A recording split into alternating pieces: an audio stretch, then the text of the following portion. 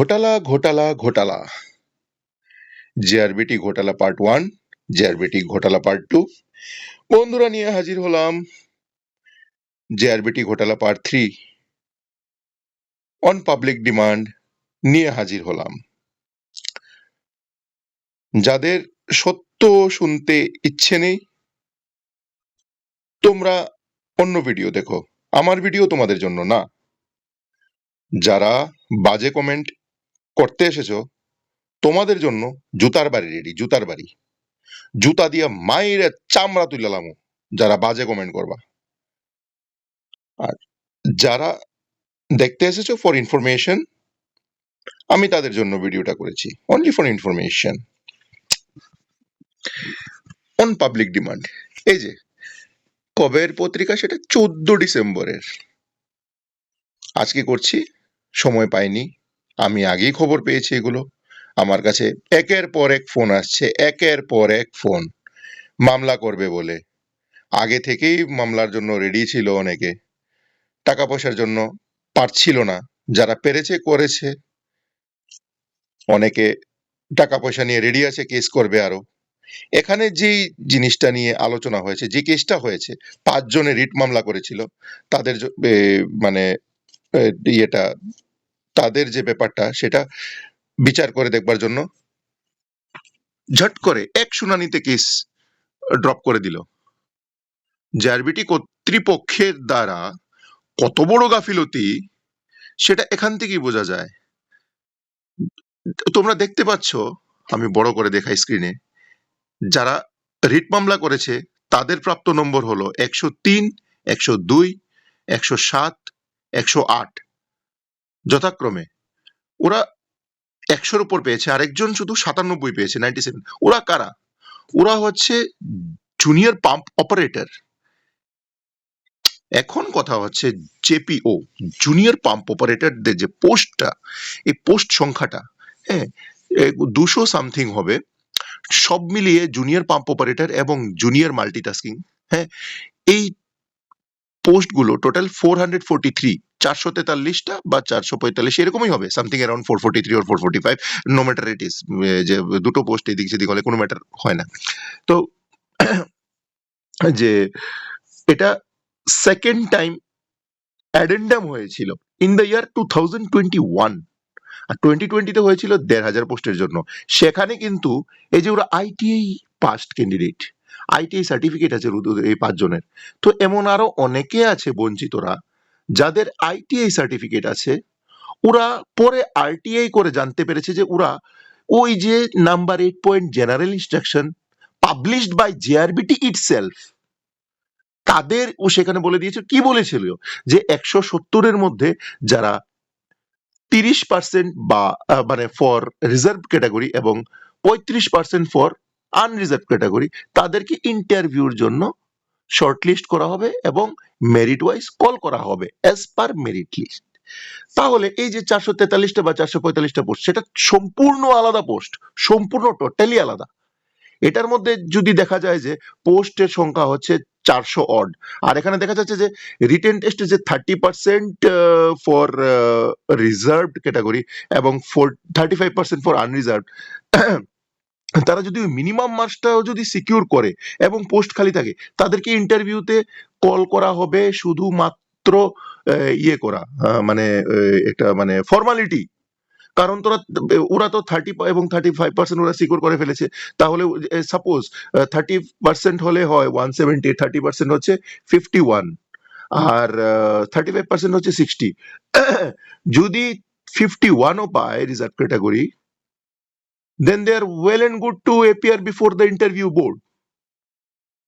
তো সেখানে যদি ওরা পাঁচ না, মানে ওদেরকে টিকাতে হলে তো এটলিস্ট 30% মেনটেন করতে হবে, মানে out of 200 they have to score 60।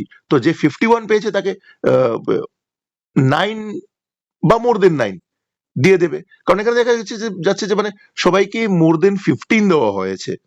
15 এটা দেওয়া হবে আগে একটা সেরকম, মানে একটা শোনা যাচ্ছিল যে 50% ওরা দিয়ে দেবে, 30-র মধ্যে 15 দিয়ে দেবে। কিন্তু 15ও যদি দেয় তাহলে তো মোর দেন 30% হয় আনরিজার্ভ। Sorry reserved. আর আনরিজার্ভ যারা 60 পেয়েছে তাদেরকে যদি আহ, ইয়ে দেয়, এই কি বলে 35% পেতে হয়, তাহলে 70 ওয়ার্ড নাম্বার পেতে হবে। তো 70 ওয়ার্ড পেতে গেলে মোর দেন 10 দিতে হবে। দ্যাটস ইট, হয়ে গেল। তো ওদের পোস্টটা খালি আছে, এটার মধ্যে তো আর এলডিসির যার এই মানে যারা অ্যাপ্লাই করেছে ফার্স্ট প্রেফারেন্স এলডিসি বা এগ্রি অ্যাসিস্ট্যান্ট, এরকম যারা করেছে টিএফএস গ্রেড 3, তো ওরা ওরা তো আর জেপিওর জন্য করেনি। আর যারা জেপিওর জন্য করেছে বা জুনিয়র মাল্টিটাস্কিং স্টাফের জন্য করেছে, ওরা তো আর ইয়ের জন্য করেনি, কি বলে এটাকে, এলডিসির জন্য করেনি।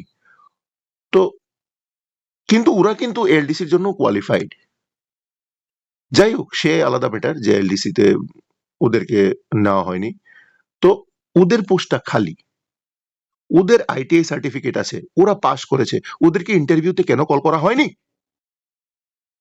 এটা হচ্ছে ঘোটালা। দিস ইজ কল্ড ঘোটালা। এই যে 100 নম্বর, এই যে আমি বললাম যে যে এখানে যে যারা রিট পিটিশনার, যথাক্রমে ওরা পেয়েছে 103, 102, 107, 108 এবং 97। তো এমন কি ক্যান্ডিডেট নেই যারা এর থেকে বেশি বা এর থেকে কম পেয়েছে? মেনে নিলাম ওদের থেকে কম বা এর থেকে যারা ক্যান্ডিডেটকে সিলেকশন করেছে তাদের থেকে কম পেয়েছে, কিন্তু কোয়ালিফাই করেছে, বাট পোস্ট খালি রয়েছে। কিন্তু জেআরবিটি কর্তৃপক্ষের এমন কি মানে বাধ্যবাধকতা হলো যে ওরা ওএমআর শিট দেখতে দেবে না? ওএমআর শিট মারলাম গুলি, দেখতে দেবে না। কিন্তু সেগ্রিগেট করে নাম্বার কেন জানানো হলো না? যে রিটেনে পেপার 1 পেপার 2 কত পেয়েছে, ভাইভাতে কত পেয়েছে, এটা তো আরটিআই করে জানতে কেন হচ্ছে? আর আরটিআই করে যদি জানতে হয় এরকম ভাবে, তাহলে এখানে দেখা যাচ্ছে যে গাফিলতি হচ্ছে। তাহলে এস পার সুপ্রিম কোর্টস অর্ডার তোমাদেরকে পাবলিশ করতেই হবে। সেকেন্ড টাইম তোমাদের পাবলিশ করো, যে মেরিট লিস্ট সিলেকশন হয়েছে এমপ্যানেল ক্যান্ডিডেট তাদের সবার নাম্বার পাবলিশ করো। ঘোটালা ধরা পড়েছে মিন্স কি? পাবলিশ করতে হবে উইথ ওএমআর শিট। যারা যারা সিলেক্টেড হয়েছে এমপ্যানেল ক্যান্ডিডেট তাদের সবার ওএমআর শিট পাবলিশ করা চাই as per supreme court's order, যেটা কলকাতা হাইকোর্টে করেছে। ওদের যে staff school commission, sorry school service commission, that is SSC ঘোটালা, সেখানে দেখা গেছে। আমি এখানেই পাবলিশ তোমাদেরকে, তোমাদের রেফারেন্সের জন্য আমি দিয়ে দিচ্ছি, তোমরা দেখে নেবে। লাড্ডু জিরো জিরো পেয়েছে, ওএমআর শিট খালি, কিন্তু দেখা যাচ্ছে সে পেয়েছে 43 and he is empanelled, she is empanelled.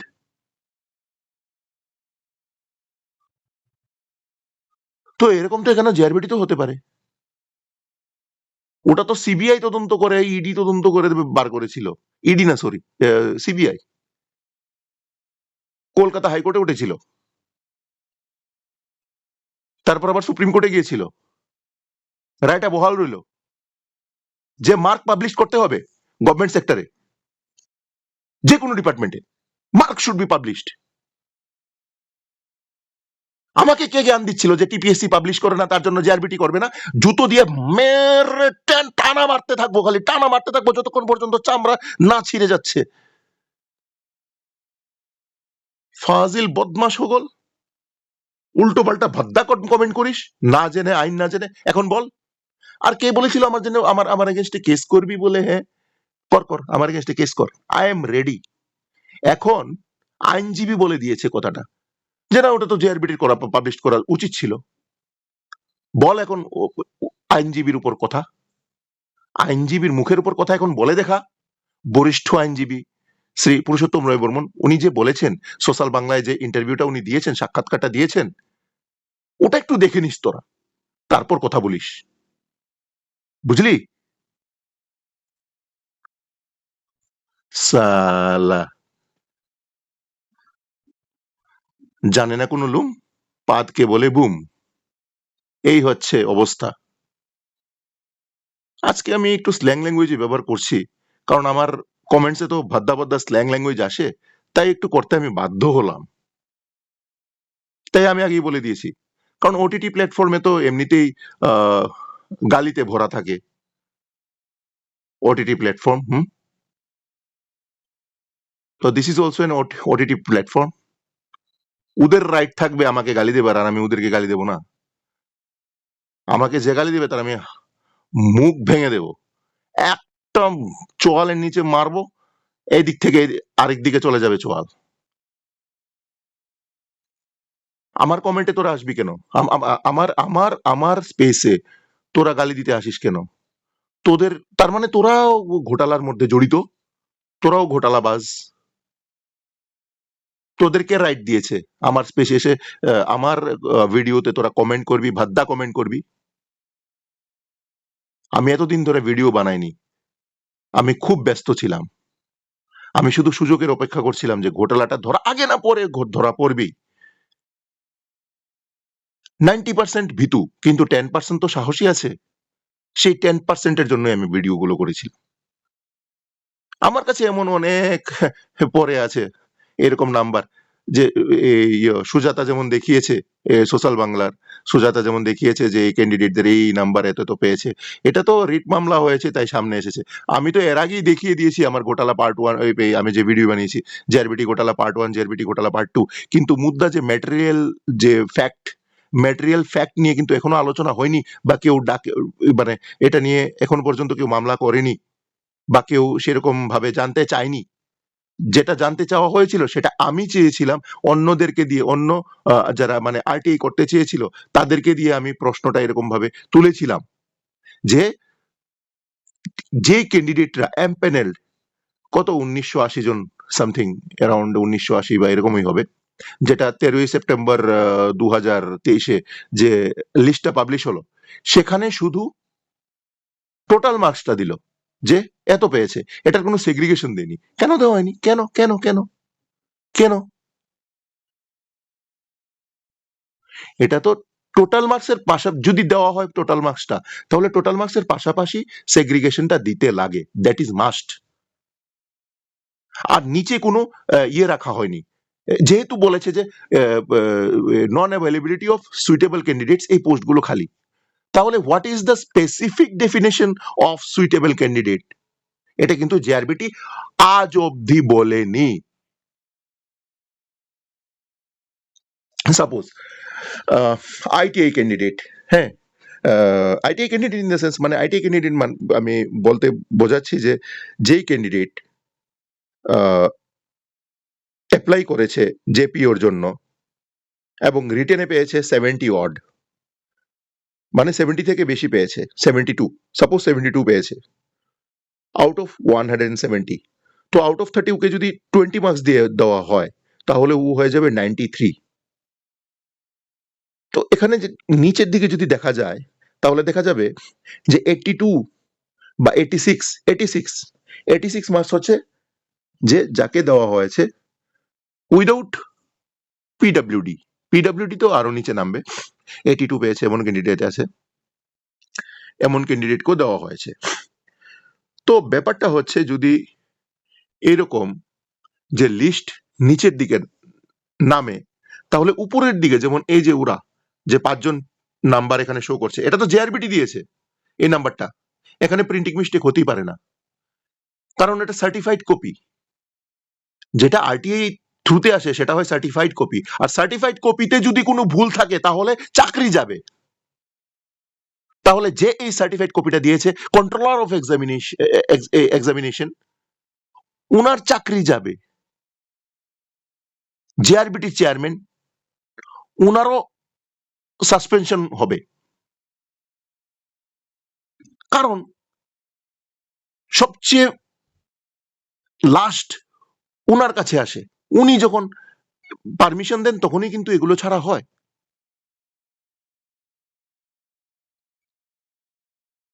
তো এখানে ঘোটালায় ভরা এমন অনেক আছে, পিডব্লিউডি ক্যান্ডিডেট আছে, পার্সনস উইথ ডিসেবিলিটি, যে 93 পেয়েছে বেঞ্চমার্ক এ। এখানে বেঞ্চমার্ক, আরে একটা কথা বলতে ভুলে গেছি, বেঞ্চমার্ক, হোয়াট ইজ বেঞ্চমার্ক? বেঞ্চের মধ্যে মার্ক লিখে সেটা বেঞ্চমার্ক? এই আইটি ক্যান্ডিডেটদের ক্ষেত্রে কোনো কিছু কনসিডার করা হয়নি, but in case of PWD they are showing different rule. Benchmark, fucking benchmark. This is department concern. Department will decide that what kind of benchmark they are going to set to select PWD candidate. This is department concern. এখানেও কিন্তু post খালি আছে। JRBT is a board. They are not going to decide any kind of benchmark. They are not going to set any kind of benchmark. তাহলে ওরা benchmark কেন দিল? ওরা বেঞ্চমার্কের কথাটা কি আগে জানিয়েছিল? না। যখন পিডব্লিউডি ক্যান্ডিডেটরা যখন ফর্ম ফিল আপ করে তখন কি অপশন ছিল বেঞ্চমার্কের যে ও ল্যাপ্রোসি, ও ব্লাইন্ডলিনেস, ও মেন্টালি ইলনেস, ইমনেসিয়া সামথিং এরকম একটা কিছু বলা হয়ে থাকে, তো এরকম কোনো কিছু অপশন ছিল? উত্তর হচ্ছে না। অনলি ছিল PH, physically handicapped. That was the only option available during the form fill up process. Online, not offline. তো যখন ওদেরকে ইন্টারভিউর জন্য কল করা হলো তখন গিয়ে ওরা নিজেদের ডিসেবিলিটি সার্টিফিকেট সাবমিট করলো, ডিউলি অ্যাটেস্টেড ফটোকপি। সেখান থেকে ওদেরকে সেগ্রিগেট করলো। সেগ্রিগেট করবার পর দেখা গেল যে ফিজিক্যালি হ্যান্ডিক্যাপ্টের নাম্বার 82, ওকে সিলেক্ট করা হলো, কিন্তু 82 সরি, আমি কাউকে পিন পয়েন্ট করে বলতে চাই না এখানে, আমি মানে কাউকে আমি এখানে কাঠগড়ায় দাঁড় করাবো না। দেখা গেল something around 80 odd or 85 odd,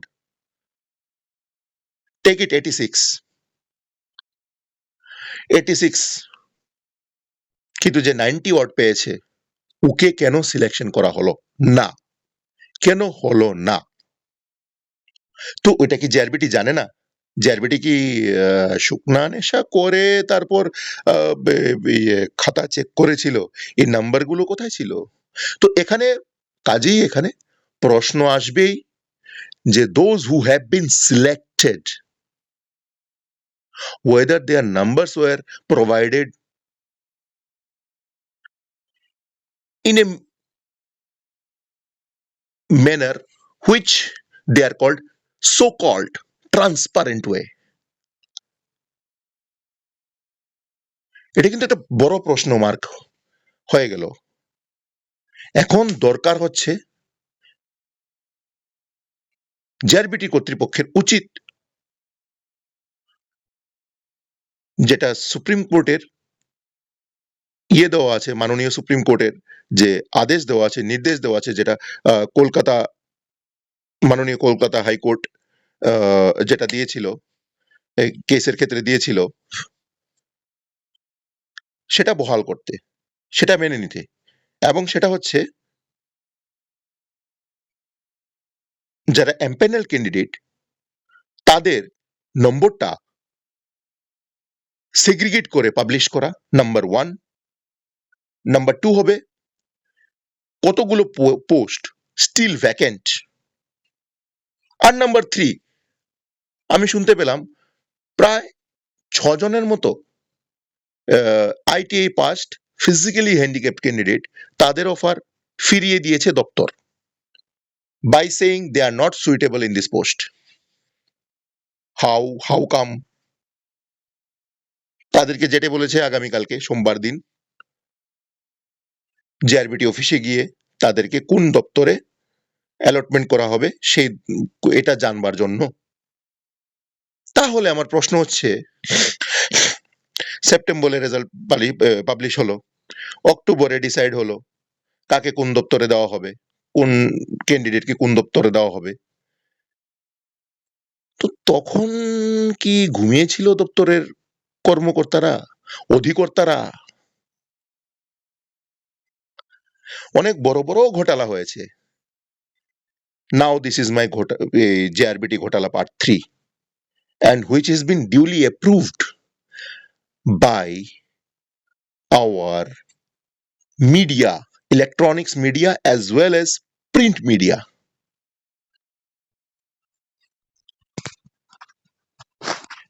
এখন আয়, তোদের কমেন্টস আমি দেখতে চাই। যারা পাকনামি করেছিলি, হুম, কই রে তোরা? পাকনামি করেছিলি নি রে?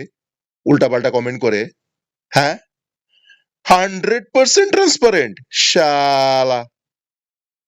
আয় দেখি, আমাকে গালি দিয়েছিলি তোরা, তারপর আমি বানিয়েছিলাম, একটা ভিডিও বানিয়েছিলাম ট্রোল করবার জন্য, হ্যাঁ? আমার খেয়ে দেওয়ার কাম নাই যে তোদের পিছনে আমি পড়ে থাকবো নাকি? তোরা কোথা থেকে আসিস? তোরা কি আদৌ জেআরবিটির ক্যান্ডিডেট নিয়ে? তোরা যদি জেআরবিটির ক্যান্ডিডেট হয়ে থাকিস, তোরা কি পয়সা দিয়ে পাশ করেছিস? যে আমার এখানে কমেন্ট করতে চলে আসিস ভাদ্দা ভাদ্দা কমেন্ট? যদি সঠিকভাবে পাশ করে থাকিস, যদি ট্রান্সপারেন্ট হয়ে থাকে, তাহলে বাজে কমেন্ট করবার তো কোনো প্রশ্নই উঠে না রে। পেটে চিপা মারে নাকি তোদের? যে ঘোটালা যদি সামনে চলে আসে, তাহলে তোদের তো হয়েই গেল, লঙ্কা কাণ্ড হয়ে যাবে। হ্যাঁ, আমি না জেনে আমি ভিডিও করি না, আমি জেনে বুঝেই ভিডিও করি। ইনফরমেশন থাকে তাই করি। উইদাউট ইনফরমেশন আমি ভিডিও বানাই না, না হলে এতদিন আমি বসে থাকতাম না। আমি জানতাম আগে হোক পরে হোক এটা সামনে চলে আসবে, কারণ প্রকাশ্যে লুটমার হয়েছে এখানে, প্রকাশ্যে হরিণ লুটের মতো চাকরি দেওয়া হয়েছে। যাই হোক, এটা আমার দেখার বিষয় না, এটা ক্যান্ডিডেট কনসার্নরা দেখবে, যাদের কেস করবার। আমি বলি না যে আমার কাছে এসে তোমরা কেস করো, তোমরা নিজেরা দেখো, ওই বরিষ্ঠ আইনজীবীরা আছেন, আমি রেকমেন্ড করে দিচ্ছি, তোমরা ওনাদের কাছে যাও, ওনারা তোমাদেরকে রিলিফ দেবেন। যেমন অলরেডি আমাদের বরিষ্ঠ আইনজীবী আছেন, এই সিনিয়র অ্যাডভোকেট শ্রী পুরুষোত্তম রায় বর্মন, ওনার কাছে যাও। বা আরেকজন আছেন সিনিয়র অ্যাডভোকেট শ্রী শমিক দেব, উনি খুব ভালো অ্যাডভোকেট, ওনার কাছেও যাও। আহ, তোমরা এই দুজনের কাছে যাও, তোমরা রিলিফ পাবে। ওরা বরিষ্ঠ আইনজীবী, এবং ওনাদের কাছে গেলে তোমরা রিলিফ পাবে। এই দুজনের কাছে যাও, ওরাই হচ্ছে নাম্বার ওয়ান পজিশনে আজকে ত্রিপুরার মাননীয় হাইকোর্টের যে সিভিল কেসগুলা হয়, এই সিভিল কেসের রিট এই দুজন ছাড়া, মানে এটলিস্ট আমার নলেজে নেই আর কেউ ভালোভাবে বানাতে পারে কিনা, কিন্তু এই দুজনই একমাত্র আছেন যারা ভালোভাবে রিট গুলো বানাতে পারেন হাইকোর্টের মামলায়। অন্য কোর্টেরটা জানি না, জাস্ট হাইকোর্টের সিভিল কেসটার মামলায় ওনারা ভালো করে বানাতে পারেন। হ্যাঁ, আরেকজন আছেন, তোমরা ওনার কাছেও যেতে পারো, উনিও ভালো মামলা করেন, উনিও ভালো রিট বানান। আহ, ওনার নামটা তোমরা আমার সঙ্গে যোগাযোগ করলে আমি বলে দিতে পারবো। তো ঘটনা হচ্ছে, তোমাদের যদি স্পেসিফিক রিলিফ পেতে হয়, তোমাদের আইনের দ্বারস্থ হতেই হবে। আর এখন যেমন সোশ্যাল বাংলায় যে সাক্ষাৎকারটা দেখেছিলাম বরিষ্ঠ আইনজীবী শ্রী পুরুষোত্তম রায় বর্মনের, উনি যে বলেছিলেন, উনি আশঙ্কা প্রকাশ করছেন এখন আরটিআই করলে দেরি করতে পারে, দেরি মানে উত্তর দিতে দেরি হতে পারে, উনি আশঙ্কা প্রকাশ করেছেন। এটা যে হবে সেটা মানে আদৌ হবে কিনা সেটা তো উনি বলছেন যে, উনি সেটা মানে কনফার্ম হয়ে বলছেন না, উনি একটা আশঙ্কা প্রকাশ করেছেন এরকম করতে পারে। আইনগত দিক দিয়ে মানে ডিমোটিভেট করবার চেষ্টা হতে পারে ক্যান্ডিডেটদের, যাতে ক্যান্ডিডেটরা ঘরে বসে যায়। ওনার আশঙ্কাটা ফল মানে ফলপ্রসূ হতেও পারে, কারণ উনি এরকম অনেক মামলা করেছেন যেখানে এরকম ডিলে করেছে দপ্তর। তো এটা হলেও হতে পারে। তো তোমাদেরকে একটা কথাই বলবো, তখন তোমরা আইনগত দিক দিয়ে যা যা করবার, আইন বিশেষজ্ঞ তাদের কাছ থেকেই পরামর্শ নাও, তাদের কাছে যাও, তোমাদেরকে আশা করি ওনারা রিলিফ দিতে পারবে। আর এমনিতে কোনো পরামর্শ লাগলে তোমরা আমার কাছে ফোন করতে পারো, আমি তোমাদেরকে অবশ্যই পরামর্শ, আমি সাহায্য করব পরামর্শ দিয়ে। আহ, আর আরেকটা ব্যাপার হচ্ছে যে তোমরা ভয় পাবে না পরিষ্কার কথা, এখানে ভয় পাবে না। এটা কোনো সরকারের বিরুদ্ধে, মানে হচ্ছে ডিপার্টমেন্ট সরকারি, কিন্তু এটা অ্যাকচুয়ালি সরকারের বিরুদ্ধে তো না। সরকার তো কখনোই বলে না যে আমরা ট্রান্সপারেন্ট ওয়েতে দেইনি। তাহলে মানে কি, মানে যে গভর্নমেন্ট আছেন, যিনি কনসার্নড মিনিস্টার এই ডিপার্টমেন্টের, উনি হয়তোবা এই বিষয়টা সেরকম ভাবে জানেন না, কারণ ওরা তো মানে অন্য অনেক কাজে ব্যস্ত থাকেন। ওনাদের এটা জ্ঞাতার্থে নাও থাকতে পারে। এটা কাদের বিষয়টা জানা থাকে? এটা থাকে অধিকর্তাদের জানা থাকে। অধিকর্তাদের কাজ। যখন মিটিং হয়, অধিকর্তাদের ওনারা জিজ্ঞাসা করেন যে এরকম, এরকম পোস্ট আছে, এরকম, এরকম রিকুইজিশন দেওয়া হয়েছিল, এগুলোর আপডেট কি? তখন আপডেট ওনারা নেন, মন্ত্রী মিনিস্টাররা। ওদের এত সময় থাকে না যে এরকম নাম ধরে, ধরে জিজ্ঞাসা করবে যে ওকে দেওয়া হয়েছে কিনা, ওকে কেন দেওয়া হয়নি? এত সময় কোনো মিনিস্টারের নেই। এটা সম্পূর্ণ, এটা আমলাতন্ত্র। আমলাদের এরকম গাফিলতি। উনারা এগুলো বিষয় নিয়ে মাইনিউটলি চিন্তা করেনি না। তোমরা তোমাদের পেতে হলে, রিলিফ পেতে হলে তোমরা আরটিআই করো, আর আইনজীবীদের পরামর্শ নাও। বাস এটুকুই ছিল বন্ধুরা।